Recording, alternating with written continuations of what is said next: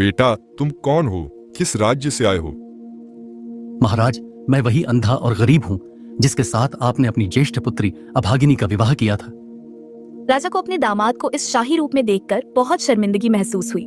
उनकी आंखें झुक गईं। उन्होंने तुरंत दयालु से क्षमा मांगी। मुझे क्षमा कर दो दामाद, मैंने अपनी बेटी के साथ बहुत बड़ा अन्याय किया। मेरी बेटी बहुत भाग्यवान है। इधर अभागिनी की छोटी बहन सुभागी अपने पति के घर जाकर बहुत गरीब हो गई थी। उसके पति का धन धान्य नष्ट हो गया था। उसकी सास उसे ताने मारती थी। इन सब से परेशान होकर वह अपने पिता के घर वापस आ गई। पिताजी, मेरे घर में सब बर्बाद हो गया। मेरी सास मुझे कहती है कि तुम्हारे आने से सब बर्बाद हो गया। मैं क्या करूं? मेरा जीवन दुख से भर गया है।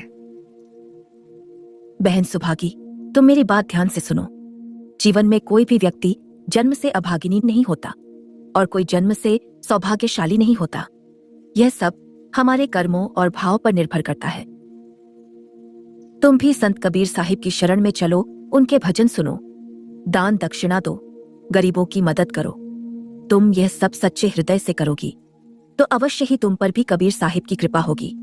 देखो, आज तुम्हारे पास जो कष्ट आया है वह तुम्हारे भीतर के अहंकार और तिरस्कार के भाव के कारण आया है।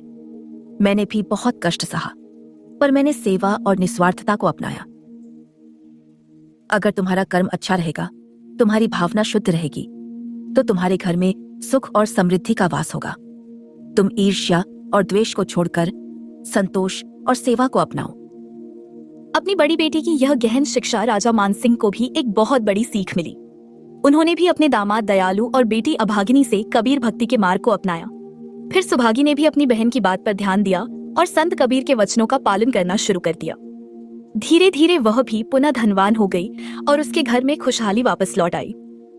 संत कबीर साहिब की कृपा से राजा मानसिंह, रानी सुलक्षणा, अभागिनी, दयालु और सुभागी सब लोग फिर से धनवान, सुखी और भक्तिमय जीवन जीने लगे।